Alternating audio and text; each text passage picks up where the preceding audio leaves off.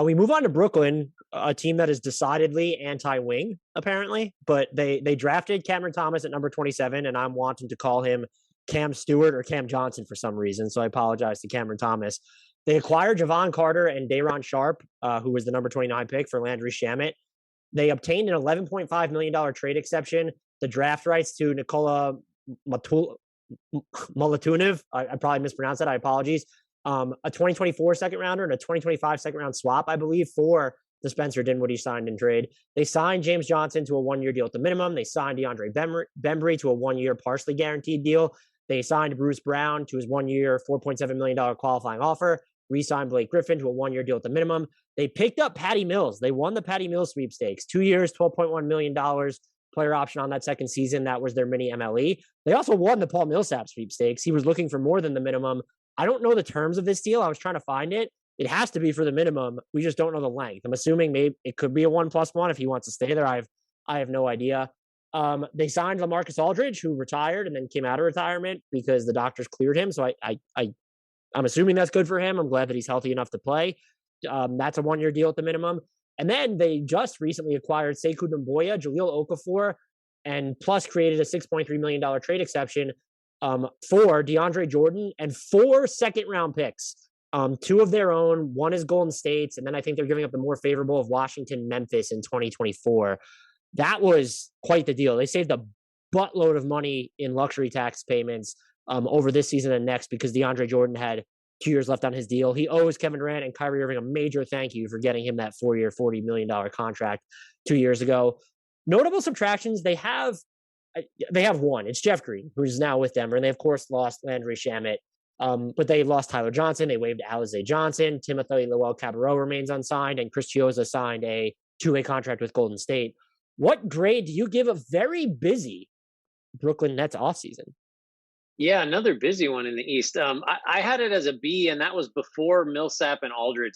So I have to bump that up just because it didn't cost them. It cost them next to nothing, and you've got 2 more sort of shots along with Blake Griffin and James Johnson to figure out who's going to close at center or who's going to play a lot of center minutes. I guess throw Bruce Brown in there, who they re-signed as well.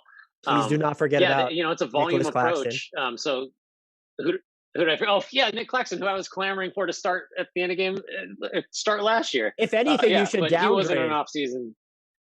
I was going to say you should downgrade them because they got in his way, more guys in Claxton's way. Right. Yeah, no, I think I'd go to B+, possibly. Yeah, I can't go to an A- because it's hard with a team like this that very clearly has a lot of advantages in getting veterans for minimums, and even not the minimum, because Patty Mills, I'm sure, had offers at this number from a lot of other teams, and he picked this one. So, but I mean, we start there. I love Patty Mills more than anything.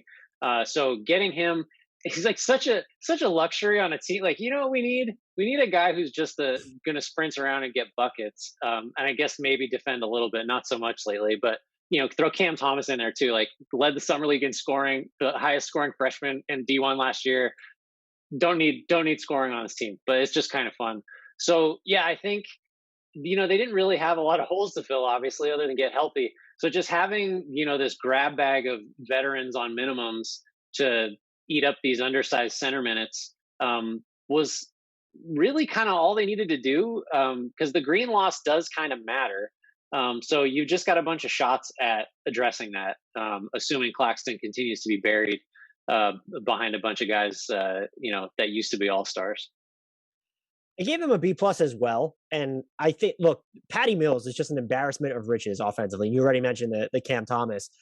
I like that they can get a different look at backup point guard, where like Javon Carter didn't really play as much last season, definitely came down from that bubble high he was in, but that guy will hound you the entire court, and he can hit set threes and doesn't need to have the ball in his hands. So if you need someone to provide that defensive punch, he might be able to play next to a Kyrie Irving, or if James Harden's your point guard there, like you can definitely run out those lineups. I think, like you said, they have given themselves a ton of options in the front court. The reason I didn't give them a higher grade, and even considered going lower, is I alluded to this. Just let Nick Claxton cook already. Like, let's go. You don't need to put this many bodies in front of him. I objectively love the Paul Millsap addition, though, and that's someone who could play the 4 or the 5. I just don't know And I actually kind of view Patty Mills as a necessity, given how James Harden has been an Iron Man since he left Oklahoma City. But that just means that like half a hamstring or a full hamstring is operating on borrowed time at this point. And we saw that kind of crop up last season.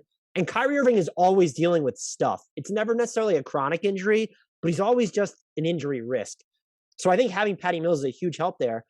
Could they not have like, and I'm going to be generous and stretch the wing definition here, but you have Kevin Durant, Joe Harris, DeAndre Bembry if you keep him, and let's throw James Harden in there. Like, who are your wings on this team? Is Cameron Thomas going to actually have to play? And that's not going to give you anything defensively. I know Bruce Brown can defend a bunch of different positions. I just find it weird, especially after coming off a season in which Kevin Durant missed more than half the regular season, that there wasn't more urgency to just get another body or two who can soak up minutes at that 3, at the 2 spot. And I know Kevin Durant can play 4, Kevin Durant can play 5 at this point, but there just isn't that like go-to wing defender right now. Who's their go-to wing defender? Is it Bruce Brown? Yeah, which is fine, but like that's one. So I thought it would have been nice to have seen them try to address that. And I know that their resources were limited, but I will point you to the 2.2 trillion moves they made in the front court. They figured out ways to do things. Maybe they'll definitely be players in the buyout market. They could make a midseason deal, but they just look a little thin when it comes to pure wings to me. And that's why I couldn't give them that A- or even an A, or let alone an A+. Yeah, it would have been an A- if they'd signed James Ennis, I think. So they can still get an A- is basically what we're. Oh, hey, if they sign Frank to play the 3 as their 3 and D wing, A+.